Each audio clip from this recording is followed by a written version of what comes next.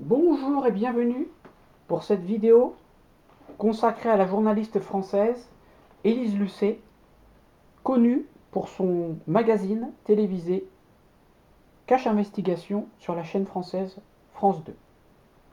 Élise Lucet peut être considérée comme la Michael Moore française, car tous les deux font des enquêtes très sérieuses et documentées, avec un côté impertinent, une forme décalée, un brin humoristique, tout en voulant faire la lumière sur les sujets qu'ils abordent. Quelles sont les ressemblances entre les thèmes de naissance d'Élise Lucet et de Michael Moore, pouvant expliquer cette manière de traiter les enquêtes avec ce ton à la fois décalé et très sérieux. Donc, comme je l'ai dit, Élise Lucet est présentatrice du magazine très connu Cache Investigation. Elle s'attache dans ce magazine à enquêter sur ce qu'elle appelle le monde merveilleux des affaires. Elle a aussi présenté dans le passé le magazine Pièces à conviction. Michael Moore, lui, est un réalisateur de documentaires américain connu pour avoir obtenu notamment le prix du 55e anniversaire du Festival de Cannes en 2002 pour son documentaire Bowling for Columbine, où il tente de répondre à la question suivante: pourquoi le nombre d'homicides par arme à feu est-il proportionnellement plus élevé aux États-Unis que dans les autres pays? Commençons par Michael Moore et son thème astral. Ici. Donc voici le thème astral de Michael Moore. Michael Moore est né le 30 avril 1954 à Davison, dans le Michigan. Le Michigan, c'est un État des États-Unis, dont la ville la plus peuplée est Détroit. À 12h45, Michael Moore est taureau, soleil en taureau, ascendant lion, avec la lune en capricorne. Et Élise Lucet. Élise Lucet, elle, est née le 30 mai 1963 à Rouen, à 1h20 du matin. Elle a le soleil en gémeaux, l'ascendant verseau et la lune en vierge. Première chose, je vais revenir à Michael Moore. Voilà. Première ressemblance. L'astre dominant du thème. En astrologie, l'astre dominant du thème est souvent celui qui est le plus proche d'un angle. Donc on regarde le thème de Michael Moore, on regarde les 4 angles, ascendant, milieu du ciel, descendant, fond du ciel. L'astre le plus près d'un angle, c'est Saturne, ici. Donc Saturne, dans le thème de Michael Moore, est dominant par angularité et il occupe un signe fixe, le Scorpion. On va faire la même opération chez Élise Lucet. Quel est l'astre le plus proche d'un angle? C'est Saturne. Saturne est dominant par angularité et il occupe la maison 12, mais aussi le Verseau, qui est un signe fixe. En astrologie, donc Michael Moore et Élise Lucet ont Saturne dominant dans un signe fixe, ce qui donne une tendance favorable pour tout ce qui concerne les recherches en profondeur, les travaux de longue haleine, la détermination. Saturne dominant en signe fixe donne des personnes qui ne renoncent pas facilement dès qu'un obstacle se présente. Mais il faut savoir que Saturne s'exprime d'autant plus facilement dans un thème astral où l'élément eau est relativement faible. Sinon, l'élément eau peut diluer Saturne et donc le rendre moins impartial. Donc chez Élise Lucet, question 1, est-ce que l'élément eau est fort? Poisson vide. Scorpion, Neptune. Cancer, on n'a que le nœud nord. On peut considérer que Neptune en Scorpion n'est pas très important dans la mesure où c'est une transsaturnienne. Donc c'est ce qu'on appelle un aspect générationnel. Neptune reste 14 ans dans le Scorpion, donc c'est pas ça qui va faire qu'elle a une dominante en eau. Donc Élise Lucet a, a quasiment rien en signe d'eau, hein. Elle a astrologiquement l'élément eau faible. Voyons voir chez Michael Moore, ici. Poisson vide. Scorpion, il a Saturne et la Lune noire. Cancer, Uranus et le nœud nord.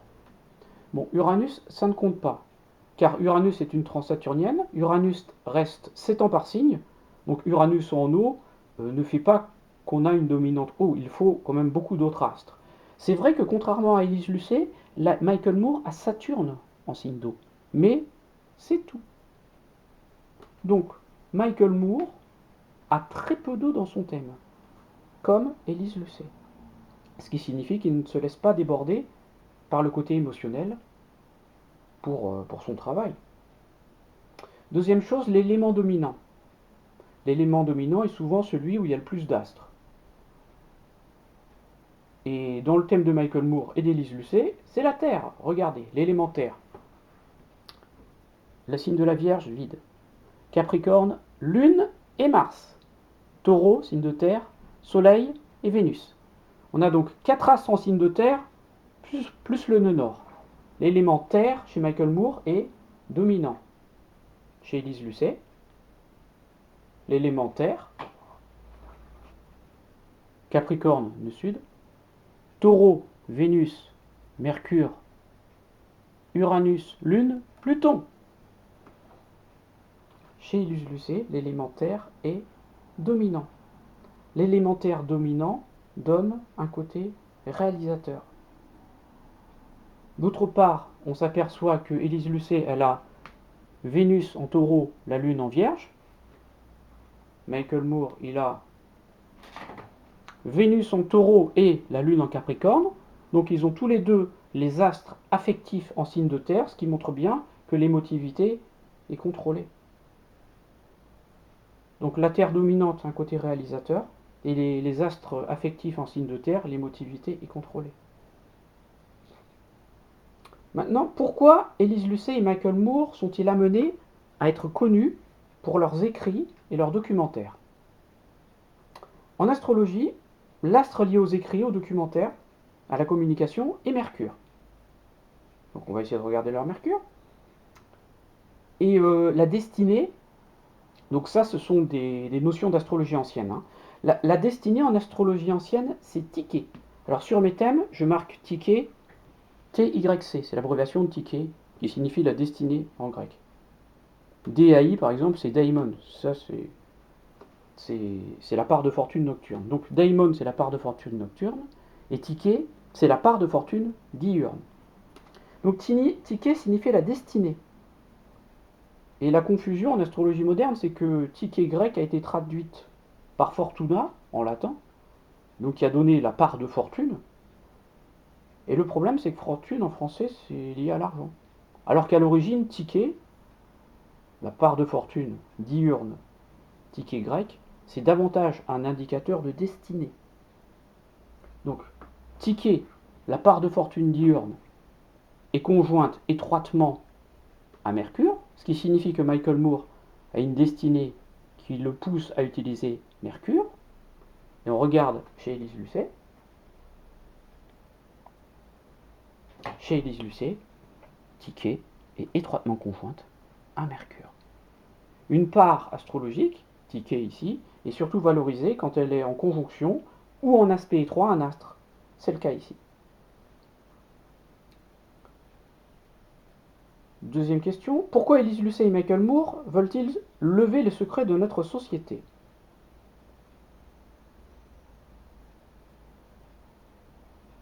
Alors dans les deux thèmes, on a Vénus en taureau, hein. Élise Lucet et Michael Moore ont tous les deux Vénus en taureau.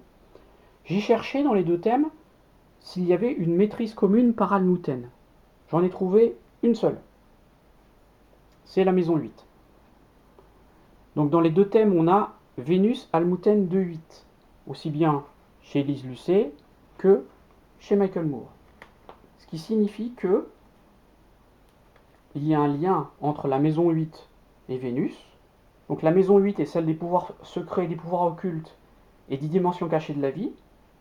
Vénus Almutène de 8 en taureau, dans les deux thèmes, donc dans le thème de Élise Lucet, Almutène de 8, Vénus en taureau, chez Michael Moore. Maison 8, 7,45 poissons en thème diurne, Almutène, Vénus en taureau. Dans les deux thèmes, on a Vénus Almutène de 8 en taureau, ce qui signifie que les valeurs concrètes et les pouvoirs secrets, par exemple le pouvoir de l'argent, sont liés. Et c'est important parce que c'est la seule maîtrise commune des deux thèmes. On continue. En astrologie ancienne, les nœuds lunaires vrais sont des ombres, car c'est là où se passent les éclipses. Les aspects les plus importants sont les aspects sur le même degré astrologique. On appelle ces aspects les aspects partiles. Or, on s'aperçoit que dans le thème de Michael Moore et d'Élise Lucet, Mercure est en aspect partile, c'est-à-dire sur le même degré astrologique, au nœud nord. Regardez bien. Mercure 17 Bélier, nœud nord vrai, 17 degrés Capricorne. On a un carré chez Élise Lucet.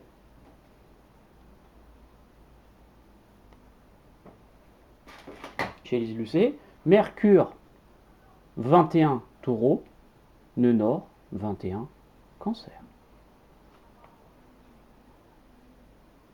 Donc, Mercure, la communication, sur le même degré astrologique que le nœud nord vrai, une ombre, montre que on aime bien lever les secrets de la société.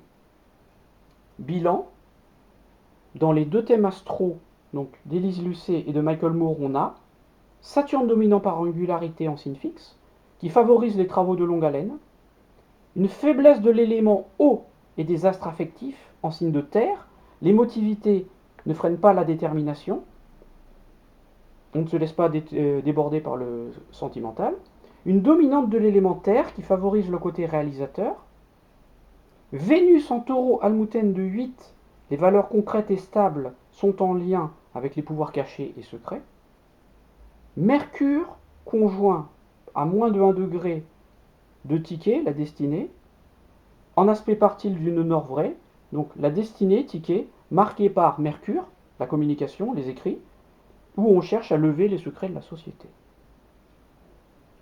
Revenons à Élise Lucet sur le plan prévisionnel. Donc cette émission qui lui a donné beaucoup de succès, Cache Investigation, sa première diffusion a eu lieu le 27 avril 2012. Donc on va utiliser 3 méthodes de prévision, les Frieder, les directions symboliques et les révolutions solaires. Frieder. Première émission de Cache Investigation le 27 avril 2012. 27 avril 2012, on est ici, dans un sous-Frieder de Mars, du 27 décembre 2010 au 28 mai 2012. Donc Frieder du Soleil, sous-Frieder de Mars. Pourquoi cette période est-elle importante dans la vie d'Élise Lucet? Parce que c'est toujours le sous-Frieder qui domine la période, Mars. Mars est en Lion, le Lion c'est le domicile du Soleil, Mars occupe donc le domicile du Soleil, la période est importante au niveau des sous-Frieder. Ce qui signifie qu'on a une émission où il y a Mars, donc où il y a des déplacements. Effectivement, dans Cache Investigation, Élise Lucet n'arrête pas de courir après les responsables. Deuxième méthode de prévision, les directions symboliques.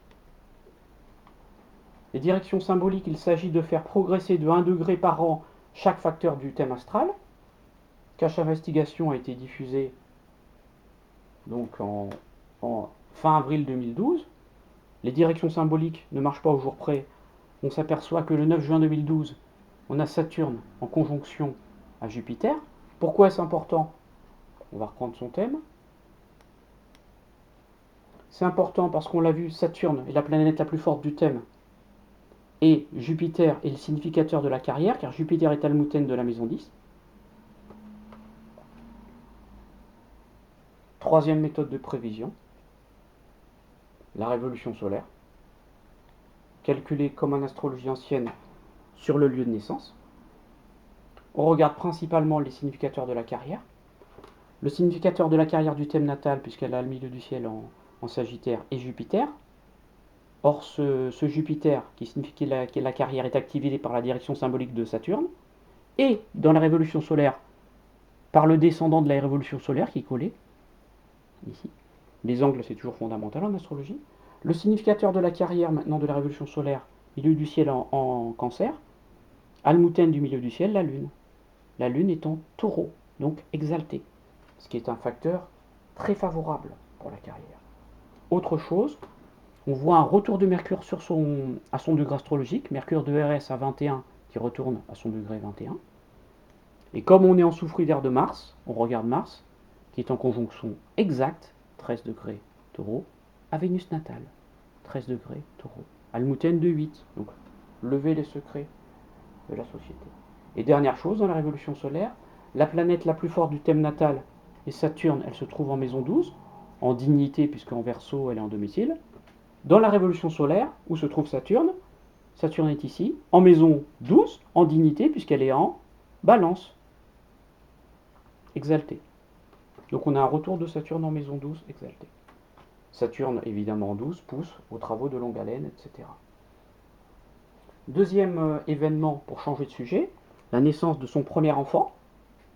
Élise Lucet a eu une fille qui est née en février 2007. Donc on remonte dans le temps, hein, mais c'est pas grave. Dans quelle période se trouvait-elle en février 2007? On regarde les fridaires. En février 2007, Élise Lucet se trouve dans un fridaire de la Lune, un sous-fridaire de la Lune, excusez-moi, de septembre 2006 à février 2008. Donc un fridaire du Soleil et un sous-fridaire de la Lune. Dans le thème natal d'Élise Lucet, la Lune est almouthène de la maison 5. La maison 5 est la maison des enfants. Donc elle est dans une sous-période favorable pour faire des enfants. Deuxième méthode de prévision, les directions symboliques ont fait progresser chaque facteur du thème astral de 1 degré. A-t-on une direction proche de février 2007 qui touche la Lune? Oui. Le 24 janvier 2007, on a Mercure qui est en sextile de la Lune. C'est important parce qu'on est en sous-période ou sous-fridaire de la Lune. Dernière méthode de prévision, la révolution solaire, toujours calculée sur le lieu de naissance. Révolution solaire 2006 qui est valable en février 2007. On se fixe sur la Lune car on est en sous-période de la Lune et la Lune est activée par direction symbolique. La Lune de révolution solaire est à 5 degrés Cancer, elle tombe en maison 5 du thème natal, la maison des enfants. La Lune de révolution solaire est en aspect partile, c'est-à-dire sur le même degré astrologique que la Lune natale. Regardez, la Lune est à 5,37 Cancer dans la révolution solaire et la Lune natale est à 5 degrés 25. On a un aspect entre les deux astres qui est bénéfique, qui est le sextile, donc harmonique. Et enfin, pour terminer, Élise Lucet donc a eu une fille, elle a sa maison 5 qui est en signe féminin, l'almouthène de 5, la lune qui est en signe féminin, et dans la révolution solaire qui concerne la naissance, la lune occupe le cancer, un signe féminin. Pour terminer, donc cette année 2006, puisqu'elle a eu un enfant, sa carrière s'est arrêtée pour avoir ce qu'on appelle un congé de maternité. Comment va la carrière cette année? On regarde le milieu du ciel en taureau, almouthène de 10, Vénus. Vénus est à 29 bélier, Vénus en bélier étant en exil. Donc au niveau de la carrière, elle s'est exilée pour avoir un enfant, pour mettre au monde un enfant.